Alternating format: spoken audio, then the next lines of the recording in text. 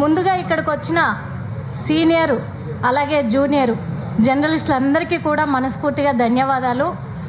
నేను పెద్దగా ఏం చెప్పదలుచుకోలేదు, కానీ నిన్న ట్విట్టర్లో రేవంత్ రెడ్డి గారు చేసిన వ్యాఖ్యలపైన కొంచెం ఇబ్బందిగా అనిపించి ఒక మెసేజ్ గ్రూప్లో పెట్టడం జరిగింది. నేను ఆ మెసేజ్కి అందరూ స్పందించడం చాలా సంతోషంగా ఉంది.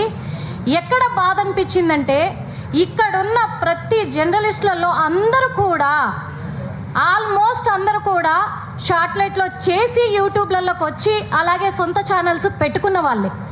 ఈరోజు మరి ఎవరిని సపరేట్గా కూర్చోబెట్టాలో నాకు అర్థం కాలేదు.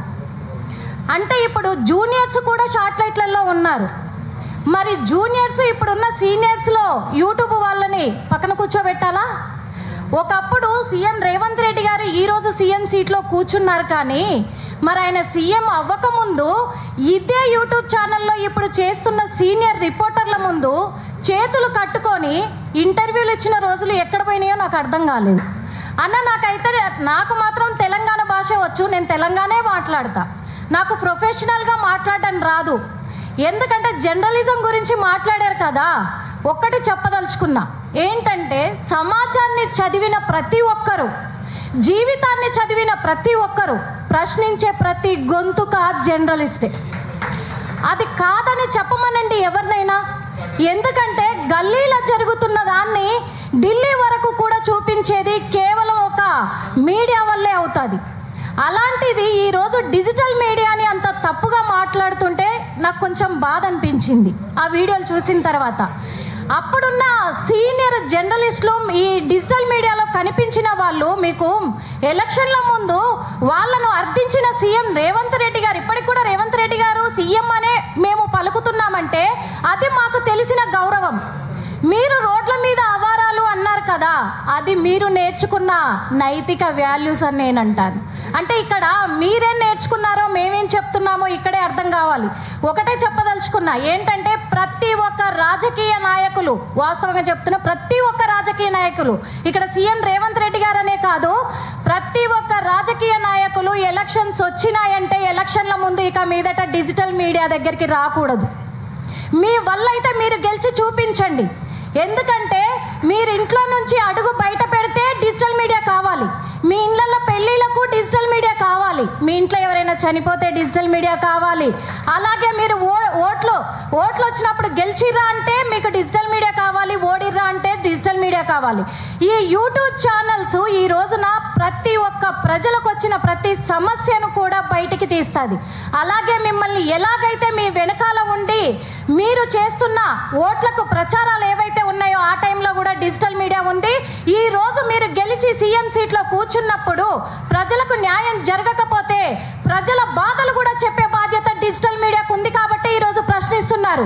అది మీకు ఎందుకు తప్పుగా అనిపించిందో నాకు అర్థం కాలేదు. మరి అంటే మీరేమో ఏ భాష అయినా వాడచ్చు. ఇంకొకటి, వాళ్ళ తాతలు ముత్తాతలు జర్నలిజం చేశారా? మీరు జర్నలిస్ట్ అని పేరుకు ముందు వెనకాల పెట్టుకోవడానికి అన్నారు. మీ తాతలు మీ ముత్తాతలు మరి సీఎం సీట్లో ఎంతమంది కూర్చున్నారు? ఎన్నిసార్లు సీఎంలు అయితే మీరు సీఎం అయ్యారో అది చెప్పాలి ఈరోజు వాస్తవంగా. ఎందుకంటే మరి మీరు ఎక్కడ జర్నలిజం చేశారో, ఎక్కడ మరి సీఎం కోర్సు తీసుకున్నారో తెలియదు, కానీ ఎవరికి తెలియనివ్వండి మీడియా. ఇంకొకటి, ప్రజల కన్నా తెలియదేమో పాపము, ప్రజలు మీరు ఏది చెప్తే అది నమ్ముతున్నారు అనుకుంటున్నారు, కానీ మీడియా మీరు చేసే ప్రతి ఒక్కటి ప్రజలకు తెలిసేలాగా ఎప్పుడు ముందే ఉంటుంది. అది గుర్తుపెట్టుకోవాలి. రాజకీయాలలో జరిగే ప్రతి కుట్ర మీడియాకు తెలుస్తుంది, అది డిజిటల్ మీడియాకి తెలుస్తుంది ఖచ్చితంగా. ఎందుకంటే ఎంత లోతుకైనా పాతుకుపోయి ప్రాణాలను సైతం లెక్క పెట్టకుండా పోరాడేదే డిజిటల్ మీడియా అని మేము నమ్ముతాం. అలాంటప్పుడు ఈరోజు మీ అవసరానికి అదే అంటారు కదా, ఓడ ఎక్కినాక ఓడమల్లన్న, ఓడ దాటినాక బోడమల్లన్న అంట. మరి నువ్వు ఎలక్షన్ల ముందు గెలిచేంత వరకు కావాల్సిన డిజిటల్ మీడియా ఈ రోజున నువ్వు సీఎం సీట్లో కూర్చున్న తర్వాత డిజిటల్ మీడియాని రోడ్ల మీద బట్టలు ఊడదీసి కొడతానన్నావు. అది అసెంబ్లీ వేదికగా ఏ సీఎం చెప్పలేదు, మరి అట్లా ఏ పొలిటికల్ లీడర్స్ చెప్పలేదు. అట్లా ఈ రోజు సీఎం మాట్లాడితే తప్పులేదు, కానీ మేము మాట్లాడితే తప్పేంటని ప్రతి గల్లీ లీడర్ కూడా మాట్లాడడానికి వస్తారు. కానీ ఒక్కటి గుర్తుపెట్టుకోవాలి, కత్తి కన్నా కలం గొప్పది, గన్ను కన్నా మనకు పెన్ను గొప్పది.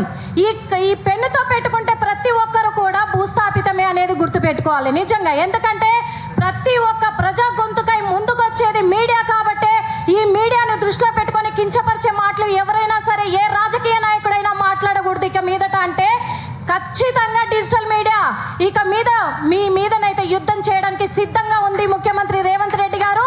మీరు సీఎం అయినంత మాత్రాన మీడియా భయపడి ముందుకు రాదని ఎప్పుడు కూడా అనుకోవద్దు.